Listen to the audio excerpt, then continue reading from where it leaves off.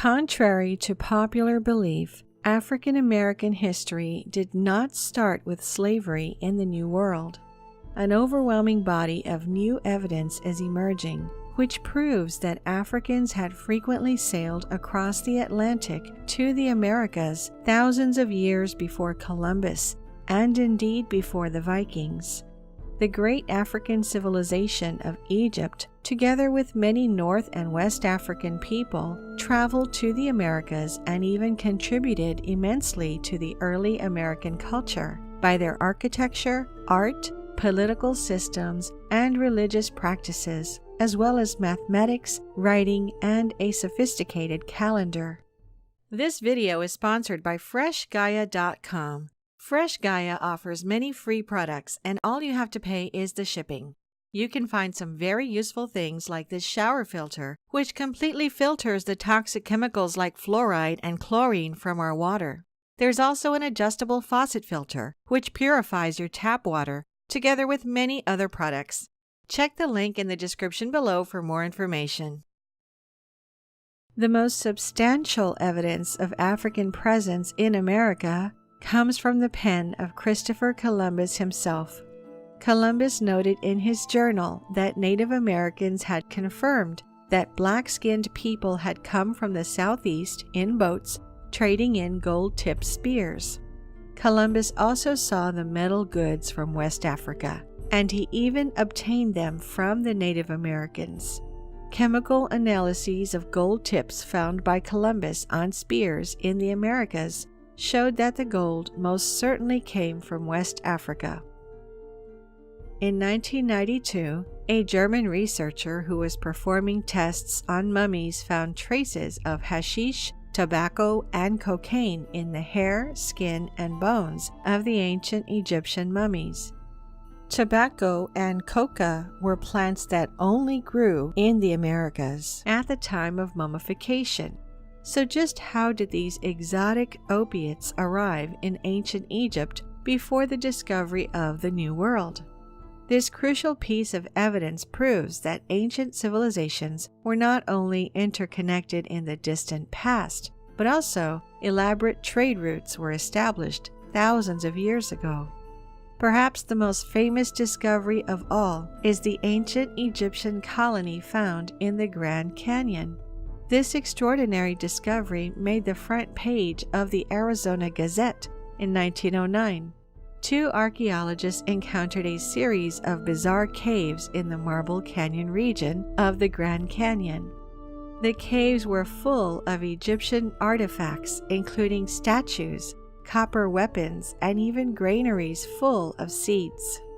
The cave system was so big it resembled a subterranean city, which was big enough to accommodate 50,000 people.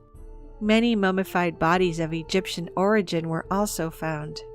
The two archaeologists who made the discovery made the mistake of involving the Smithsonian. As we mentioned in our video about the discoveries of giant skeletons and how they were all covered up by the Smithsonian, the case with the Egyptian colony in the Grand Canyon was no different. Allegedly, the Smithsonian took full control of the excavation and took possession of all of the artifacts and mummies. Later, when questions about this discovery were forwarded to the Smithsonian, they simply denied that any of this had ever happened. They said they had no records of the archaeologists who found the colony, nor of the discovery itself. The story was left forgotten, and the historical status quo that ancient civilizations weren't advanced enough to travel to the Americas still remains. If ancient Egyptians could organize large-scale transoceanic voyages, wouldn't we find more evidence of their travels? Well, we have. It's just that mainstream scholars firmly oppose the discoveries while tagging them as elaborate hoaxes. An example of this is the intriguing set of Egyptian hieroglyphs located in Australia. Referred to as the Gosford glyphs, the intricate set of symbols is believed to have been carved some 5,000 years ago by ancient Egyptians who visited Australia. They were written in the archaic style of the early dynasties, a style that has been studied very little and is untranslatable by most Egyptologists. However, Egyptologist Mohammed Ibrahim and Kemet School co-director Youssef Abdel Hakim Aouyan, who have studied ancient Egyptian hieroglyphs their entire lives, were able to decipher the enigma. They worked with a group of people to translate the mysterious engravings, and the result was incredible.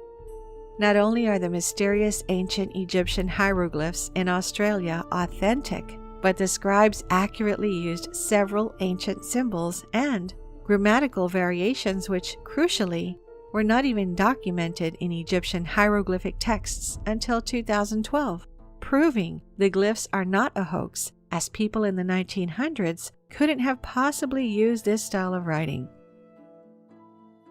Ancient civilizations are far more advanced than we think. The people of ancient India, for example, knew of modern-day England and called it the Island of the White Cliffs. Their Vishnu Purana describes, to the amazement of many, parts of Europe, the Americas, and even the North Polar zones of our planet. The famous Piri Reis map, which was created by an Ottoman admiral in 1513 using lost ancient knowledge from the Royal Library, depicts with extreme precision North and South America, and most shockingly, it depicts the land of Antarctica before it was covered with ice. Piri Reis further stated that he had used 10 ancient Arab sources and 4 Indian maps to create it. The Olmec civilization was the first significant civilization in Mesoamerica and deemed mother culture of Mexico by some historians. This civilization was apparently dominated by Africans, as it's best known for the colossal carved African heads in central Mexico that serve as even more evidence that Africans sailed to the New World in ancient times. The heads are clearly crafted in the likeness of Africans, as their noses and mouths don't match any other race. The same civilization that created these giant heads was also responsible for introducing the written language, arts, sophisticated astronomy, and mathematics to the Mesoamerican civilization. There have been many instances of archaeologists discovering skulls and skeletons that clearly belong to people of African descent. Polish professor Andrzej Wierzyński revealed the discovery of African skulls at Olmec sites in Tlatilco, Cerro de las Mesas, and Monte Alban. Even more ancient African skeletons that would predate Columbus' arrival in the Americas were discovered throughout Central America and South America, with some even being unearthed in what is now California. Christopher Columbus wasn't the only European explorer who made a note of an African presence in the Americas upon his arrival. Historians reveal that at least a dozen other explorers, including Vasco Núñez de Balboa, also made a record of seeing black people when they reached the New World. The accounts match up with the reports from the natives in Mexico. Nicolas León, an eminent Mexican authority, recorded the oral traditions of his people and ultimately kept track of a critical piece of evidence that black people made it to the New World far before their European counterparts. His reports revealed accounts from natives saying that the oldest inhabitants of Mexico were blacks. Nearly all the American races commonly believe that black people visited their continent, and they have many words to designate them. Some people insist that Africans couldn't have made it to the New World first, merely because they didn't have the skill and resources to sail across the Atlantic. As it turns out, that's completely false. Historians have discovered evidence that suggests Africans were masters at building ships, and that it was actually a part of their tradition. As little as 6,000 years ago, the vast Sahara Desert was covered in grassland that received plenty of rainfall. There was a massive lake called Mega Chad, which was the largest body of fresh water on the planet, with an area of 400,000 square kilometers, bigger than the Caspian Sea. African ships often crossed these large lakes to get from place to place and traded with other African civilizations along the way.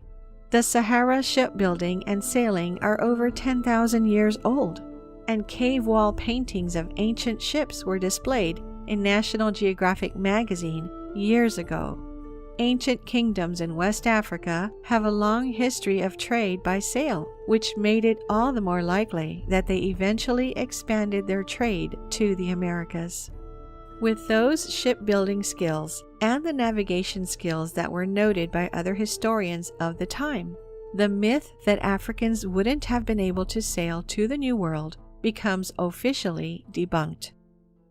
As Dr. Julian Whitewright, a maritime archaeologist at the University of Southampton, explained, the voyage from Africa on ancient ships was quite a plausible undertaking, based on the capabilities of the vessel of the period and historical material stating it took place. After expanding their trade to the Americas, the Africans certainly made their mark, as things like African native cotton were soon being discovered all across North America. As you can see, numerous pieces of evidence supporting the idea that ancient African civilizations had the ability of transoceanic voyages in the distant past, leaving behind clues that researchers today are finally picking up. Located in the Museum of the Seminary of Sherbrooke in Quebec, Canada, there are a set of mysterious stones with Libyan inscriptions on them. According to many who have researched them, these stones offer conclusive evidence that neither the Vikings nor Columbus traveled to America first, but a culture from northern Africa 2,500 years ago. And at the time of the discovery, the considerably weathered stones were covered with 2 lines of an unknown script. Professor Thomas Lee, a Laval University archaeologist, deciphered the inscriptions and confirmed they were written in a Libyan script. He said, "The Libyans would have been operating, in my opinion, out of Carthage, which was a Phoenician city at the time." He added that the inscriptions suggest an ancient expedition from Africa reached the area after sailing up the St. Francis River. The inscriptions are written in a format called boustrophedon, in which you read the first line left to right and the next line right to left. Professor Howard Fell of the Department of Comparative Zoology at Harvard University also believed that the message was in Libyan from North Africa and translated as following: "Thus far our expedition traveled in the service of Lord Hiram to conquer land. This is the record of Hatta, who attained this great river, moored this ship, and cut these words in stone." Dr. Fell is best known for his work in New World epigraphy, and he believes that various inscriptions in the Americas can only be explained by extensive pre-Columbian contact with Old World African civilizations. Professor Fell's work was, unsurprisingly, rejected by most mainstream scholars who firmly reject the notion that African explorers arrived in the American continents around 2,500 years ago. Professor Fell also said that the reference found in ancient African inscriptions, "barbarous lands at the end of the world," definitely described the Americas. The Davenport stele was unearthed in a burial mound in 1877 in Iowa. It contains a carving of the so-called opening of the mouth ceremony, which is of Nubian and Egyptian origin. Dr. Barry Fell, a Harvard scholar with an avocation for ancient writings, said that Egyptian and Libyan explorers had sailed up the Mississippi River and left this written stone tablet. According to Professor Fell, the Davenport stele contains a trilingual text in the Egyptian, Iberian Punic, and Libyan languages. Of course, mainstream archaeologists condemned it as a forgery and denied that Africans discovered America. In his book, America BC, Ancient Settlers in the New World, Professor Fell surmised that the Davenport stele dates back to the 22nd or Libyan dynasty of the Egyptian Empire, a period of overseas exploration. On one side of the artifact, there are carvings of Egyptian writing and the depiction of an ancient Egyptian festival. On the other side, there is a picture of 2 Egyptian obelisks, a pyramid, and African animals. In the book, "The First Americans Were Africans: Documented Evidence," Dr. David Imhotep writes about the depicted festival.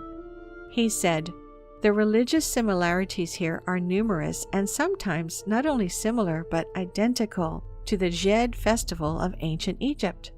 This ceremony traces back, however, before Egypt to Nubia, because the Egyptian god Osiris is part of the ceremony. This means the Djed festival predates even Egypt." The other stele we mentioned is the Pontotoc stele, which depicts the life-giving rays of the sun descending upon the earth beneath. This symbol is very similar to the Aten symbol of the Egyptians. The stele also had Ogham Punic inscriptions, sufficiently clear to disclose the phrases, "When Baal-Ra rises in the east, the beasts are content, and when he hides his face, they are displeased." If we can imagine that Vikings visited America in medieval times, why shouldn't Phoenicians, Libyans, Egyptians, or other ancient sailing cultures do the same? We're going to tell you the story of Mansa Abu Bakr II of the Mali Empire, who gave up his throne to explore the Atlantic Ocean and eventually reach the shores of America. Mansa Abu Bakr II was a 14th century ruler of the Mali Empire in West Africa. The 14th century was a time when the Mali Empire had reached its pinnacle. In this period, the Mali Empire was even bigger than the Holy Roman Empire. The empire's peace and stability may have allowed a rather bizarre episode in Abu Bakr's reign to take place. According to Syrian historian al-Umari, who met Musa in Cairo, the Malian ruler's predecessor had abdicated his throne so that he could explore the Atlantic Ocean. Very little is known about the life of Abu Bakr, and the only known written account about him at present can be found in the work of al-Umari, who recorded the ascension of the throne of Abu Bakr's heir. One English translation of al-Umari's talk with Abu Bakr's heir and how he ascended to the throne is as follows. So Abu Bakr equipped 200 ships filled with men and the same number equipped with gold, water, and provisions, enough to last them for years. He left me 2 deputies for him and embarked on the Atlantic Ocean with his men. That was the last we saw of him and all those who were with him. And so I became king in my own right.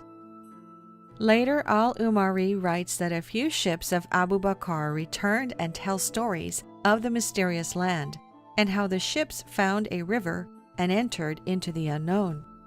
Whilst the aim of this story was to explain the way in which the heir of Abu Bakr gained the throne of the Mali Empire, heralding the beginning of a new lineage of rulers, there seems to be much more focus in modern times on the actions of Abu Bakr and his discovery of the Americas. Evidence that seemed to support such claims have even been presented.